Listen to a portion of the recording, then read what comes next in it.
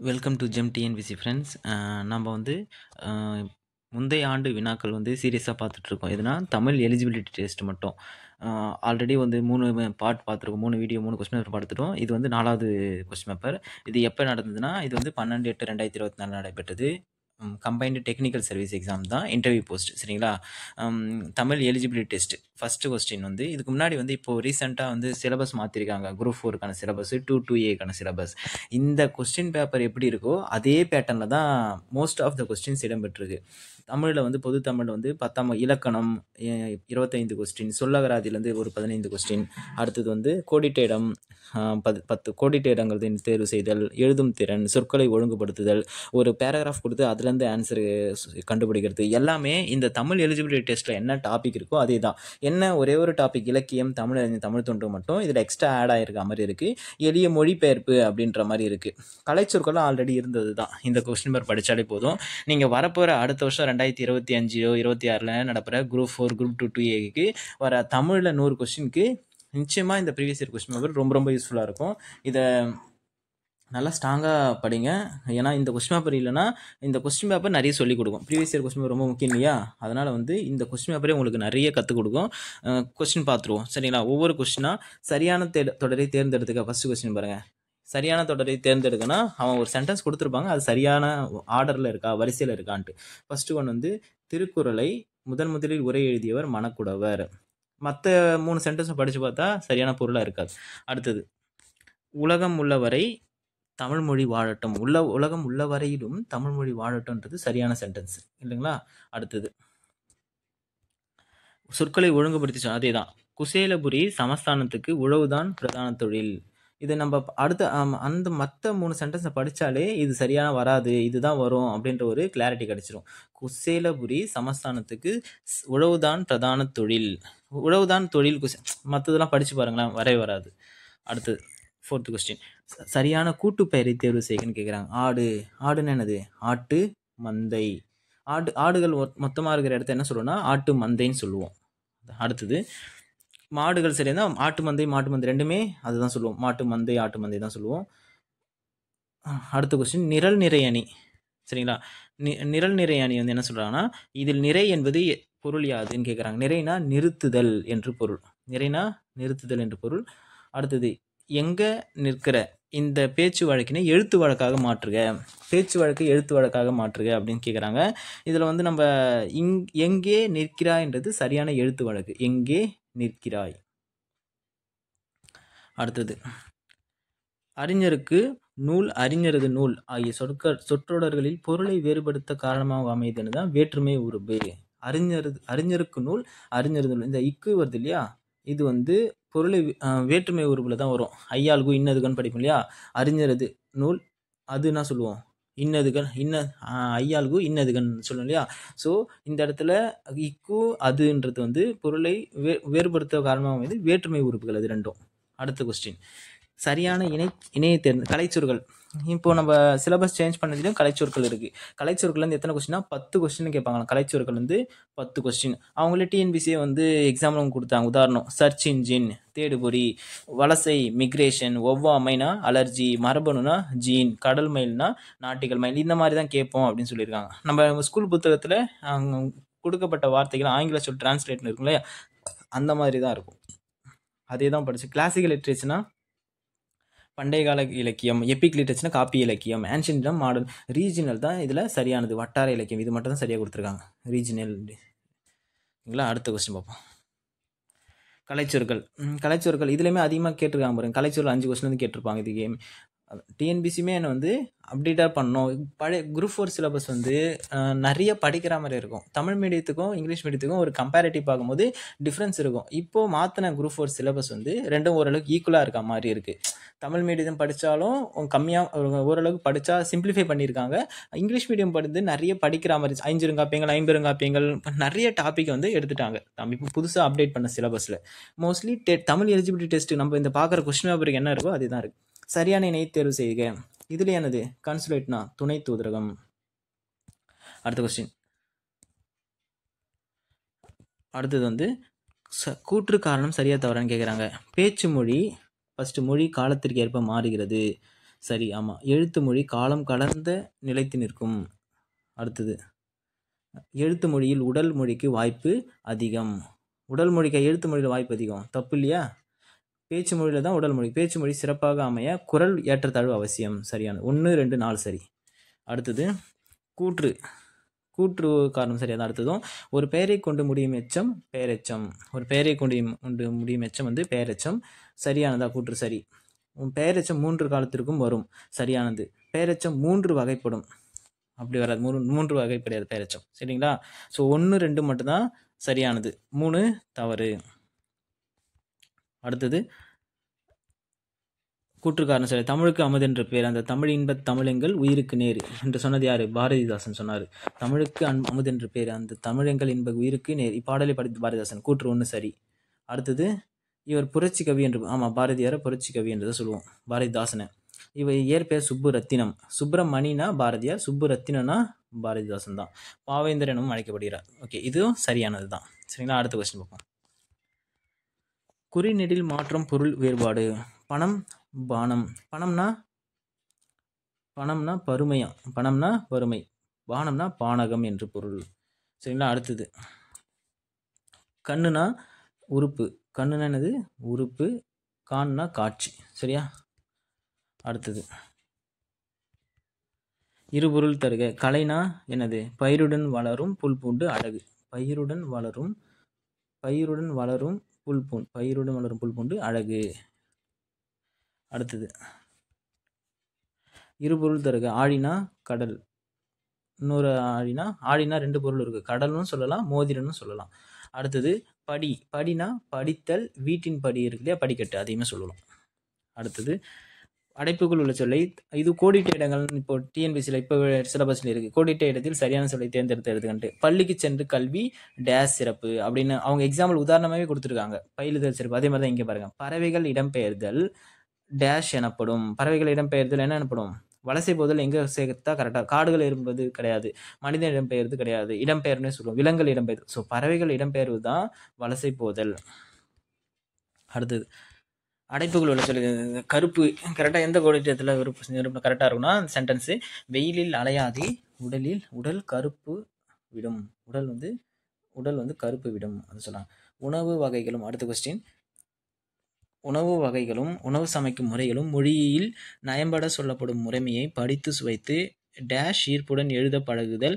விடுபட்ட சரியான இணைப்பு சொல்லை தேர்வு செய்க அப்படின்னு கேட்குறாங்க. டேஷ் ஈர்ப்புடன் எழுத பழகுதல். உணவு வகைகளும் உணவு சமைக்கும் முறைகளும் மொழியில் நயம்பட சொல்லப்படும் முறைமையை படித்து சுவைத்து அதுபோல் ஈர்ப்புடன் எழுத பழகுதல் வேண்டும். சரியா? ஸோ அதுபோல் தான் இதில் சரியானது. குயிலுக்கு கூடு கட்ட தெரியாது, ஆகையால் காக்கையின் கூட்டில் முட்டையிடும். குயிலுக்கு கூடு கட்ட தெரியாது, அதனால் அப்படின்னு சொல்றாது. அது போல வராது, அது எனவே வராது. ஸோ நம்ம சொல்லி பார்த்தாலே வரும். சென்டென்ஸ் நம்ம படிச்சிருந்தாலும் ஆன்சர் பண்ணிடலாம். அடுத்த கொஸ்டின். நாம் இனிய சொற்களை பேசவே வேண்டும், இல்லை என்றால் துன்பம் நேரிடும். இல்லை என்றால் ஆன்சர் வந்து துன்பம் நேரிடும். அடுத்தது சரியான வினா சொல்லி தேர்ந்து. நிலங்களை எத்தனை வகையாக பிரித்தனர்? நம்ம கொஸ்டின் படிக்கும் போதே சொல்லிடலாம் பாரு. அவங்க அந்த ஆப்ஷனே பார்க்க தர. நிலங்களை எத்தனை வகையாக பிரித்தனர் அப்படின்ட்டு. அடுத்த கொஸ்டின் பார்க்காம பாருங்க. கொங்கு நாட்டில் பாயும் ஆறுகள் யாவை? எப்படி எவ்வாறு சொல்லி பார்த்தா வருமா? எதுவுமே வராது. கரெக்டாக நம்ம அந்த சென்டென்ஸை படித்தாலே அதுக்கான ஆன்சர் எழுதிடலாம். செப்பி திருமேனிகளின் பொற்காலம் எது? ஸோ எதுதான் இதுக்கு கரெக்டாக வரும். அடுத்தது நாங்கள் நேற்று கடற்கரைக்கு சென்றோம். இது என்ன காலம்? செல்கிறோம்னா ப்ரெசன்ட் நிகழ்காலம், சென்றோம்னா இறந்த காலம், செல்வோம்னா எதிர்காலம். தமிழுக்கு தலை கொடுத்தவன் குமணவள்ளல். கொடுத்தவன், அதனால முடிந்தது சென்டென்ஸ். குமணவள்ளல் அது இறந்த காலம். அடுத்தது மழை நன்கு பெய்தது. இதுவும் இறந்த காலம். பெய்தது, நேற்று பெய்ததுன்னு சொல்லுவோம் இல்லையா, அந்த மாதிரி. அடுத்தது சொற்களை இணைத்து புதிய சொல் உருவாக்குதல். விளக்கு விண் மணி விலங்கு மேகலை என்னும் சொற்களை கொண்டு உருவாக்கினால் வரும் சரியான சொல்லை கண்டறிக. ஸோ இதில் கொடுக்கப்பட்ட சொல்ல எதை சேர்த்தா சரியாக இருக்கும்? விலங்கு மணி சென்டென்ஸாக சரி கிடையாது, மேகலை சரி. ஸோ இது மட்டும் தான் சரியா, மணிமேகலை என்று தான் சரி. பேச்சு வழக்கிற்கு ஏற்ற எழுத்து வழக்கு சொற்கள் தேர்வு. எதிர்த்தாப்புல ஒரு டீ ஸ்டால் இருந்தது. எதிரில் ஒரு தேநீர் கடை இருந்தது. எதிரில் ஒரு தேநீர் கடை இருக்கிறது. ஓகேங்களா? அடுத்தது பேச்சு வழக்கு எழுத்து வழக்காக மாற்றுக. தம்பி நீ எங்கே நிற்கின்றாய், தம்பி நீ எங்கே நிற்கின்றாய் என்றது என்னது வழக்கு, பேச்சு வழக்கு. எழுத்து வழக்கா சொல்றது கரெக்டா. தம்பி நீ எங்க நிற்கிற அப்படின்னா பேச்சு வழக்கு. அதுவே நிற்கின்றாய் கரெக்டா சொல்லணும்னா அது எழுத்து வழக்கு. நிறுத்தற்குறிகள். செழியன் துணிக்கடைக்கு சென்றான்.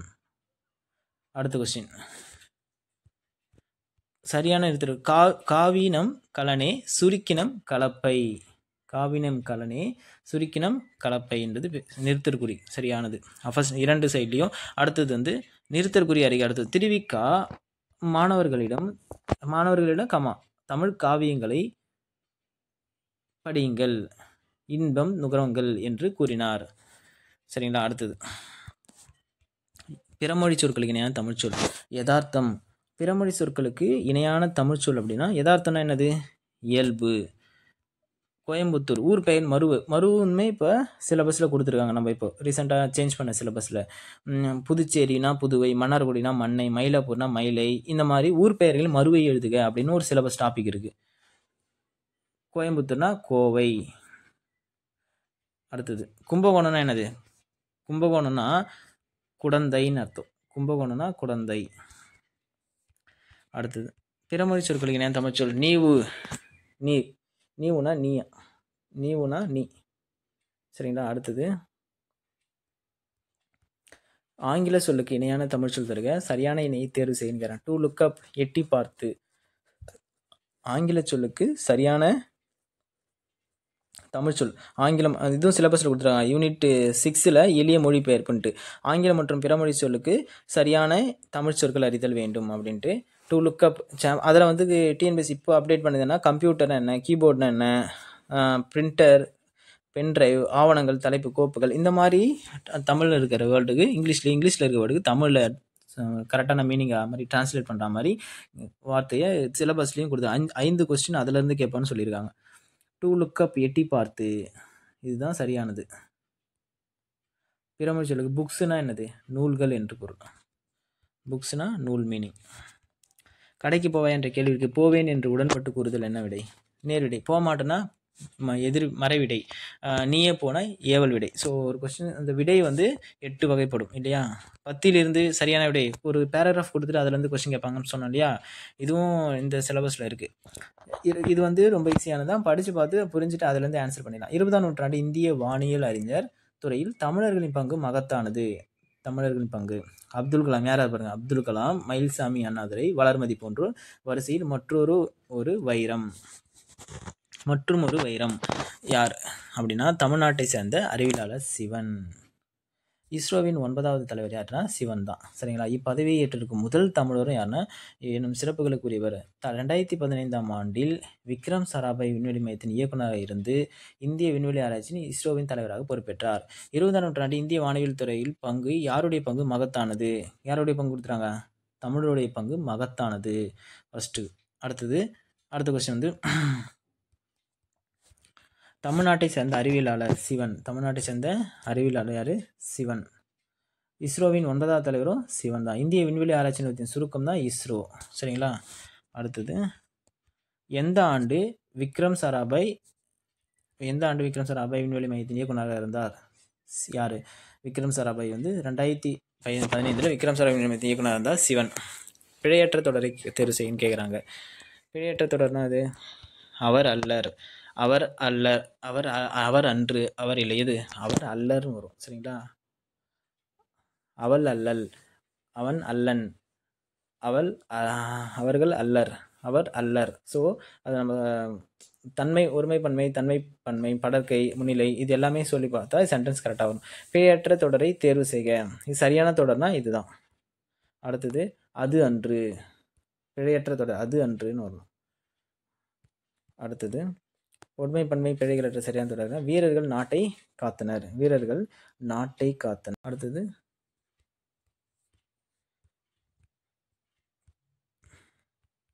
திருவிழாவை காண மக்கள் திரண்டு வந்தனர்.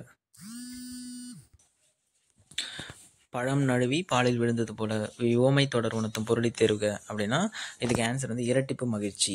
அடுத்த கொஸ்டின், திருவிழாவை காண மக்கள் திரண்டு வந்தனர். இத்தொடருக்கு ஏற்ற ஓமைனா மடை திறந்த வெள்ளம் போல, ரொம்ப வேகமாக வந்தாங்க இல்லையா, ஸோ அதை சொல்கிறது. கம்பி நீட்டுதல் என்னும் ஓமை பொருள் எதுவென கண்டறிக. கம்பி நீட்டுதல்னா சொல்லிக்கொள்ளாமல் ஃபாஸ்ட்டாக போகிறது, யார்கிட்டையும் எதுக்கும் ஒரு, அதுதான் என்ன ஆன்சர்னா விரைந்து வெளியேறுதல். அடுத்தது, அவன் திருந்தினான் எவ்வகை வினா. அவன் திருந்தினான், அவன் தன்னையே திருத்தினான், அதனால தன்வினை.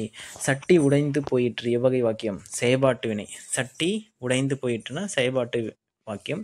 எவ்வகை வாக்கியம். அடுத்தது, குமரன் மழையில் நனைந்தான் உடன்பாட்டு தொடர், உடன்பாட்டு வினை தொடர். அவனே செஞ்சுக்கிறான், குமரன் அவனே தானே நினைச்சிட்டான், அதனால குமரன் மழையில் நனைந்தான்றது உடன்பாட்டு வினை தொடர்.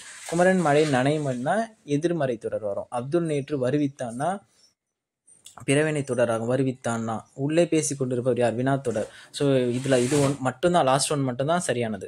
அடுத்தது, விடைக்கேற்ற வினாமைக்கு. 1957ஆம் ஆண்டு முதலில் ரஷ்யா உட்பட பல நாடுகள் செயற்கைக்கோள்களை ஏவி இருந்தன. எந்த ஆண்டு முதல் ரஷ்யா உட்பட பல செயற்கைக்கோளை ஏவி இருந்தன. ஸோ செகண்ட் ஒன் தான் கரெக்டாக இருக்கும்.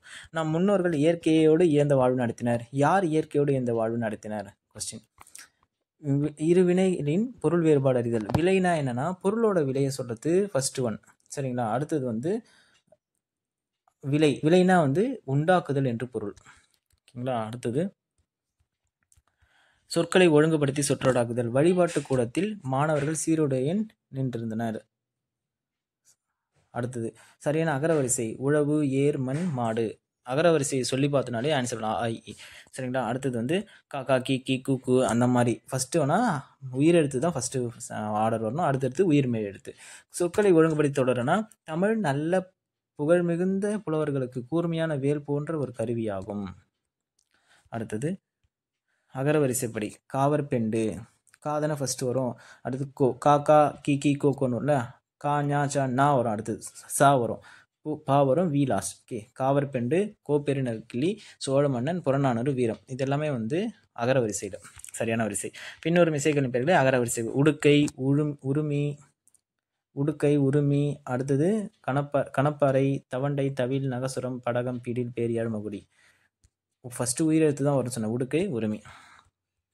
அடுத்து அகரவரிசைப்படி தான் குன்று, செங்கடல், தக்காளி, வஞ்சி, வெந்தயம், குன்று தான் சரியான வரிசை. விதை என்ற வேர்ச்சொல்லின் எதிர்மறை தொழிற்பெயர் விதையாமை. எதிர்மறை தொழிற்பெயர்னா என்னது, விதையாமை என்பது எதிர்மறை தொழிற்பெயர். பாடினான் கண்ணகி என்பது வினை முற்றுத்தொடர். ஒரு செயல் முற்று பெற்று அமைந்தது வினை முற்றுத்தொடர்னு சொல்லுவோம். ஆள். அடுத்தது, ஆள் என்னும் வேர்ச்சொல்லின் தொழிற்பெயரை கண்டறிக. ஆள்னா என்னதுன்னா ஆளல் என்று பொருள். ஆள்னா ஆளல். அடுத்தது, வேர்ச்சொல்லை தேர்வு செய்க. செய்தான் என்று சொல்லுது செய் என்று பொருள். செய்தான்ல செய். குமைந்தனை வேர்ச்சொல்லை தேர்வுனா குமை என்று பொருள். குமைந்தனைனா குமை என்று பொருள். அடுத்தது, ஒரு பொருள் தரும் பல சொற்கள். வெற்பு, சிலம்பு, பொறுப்பு, குன்று ஆகிய சொற்கள் எதனை குறிக்கும் அப்படின்னு கேட்குறாங்க. மலையை குறிக்கும். தலை சொல்லுக்கு இணையான வேறு சொற்களை கண்டறிகனா தலைனா என்னது, முதன்மை, சிரசு என்று பொருள். தலைனா முதன்மை, சிரசு. ஒரு பொருள் தரும் பல சொற்கள். சூரியன், சூரியன்னா ஆதவன், கதிரவன், ஆதவன், பகலவன் மற்றும் ஞாயிறு. ஒளி மற்றும் வேறு பொருள் வேறுபாடு அறிந்து சரியான இணை தேர்வு செய்யனா. அலைனா என்னது, கடல் அலை. அலைனா வரவழைத்தல். அடுத்தது, ஒளி மற்றும் பொருள் வேறுபாடு, அதுதான் ஆணி. ஆணினா என்னன்னா ஆணி வந்து எழுத்தாணியை குறிக்கும். இந்த ஆணி தான் மாதத்தை குறிக்கும், ஆணி மாதம்.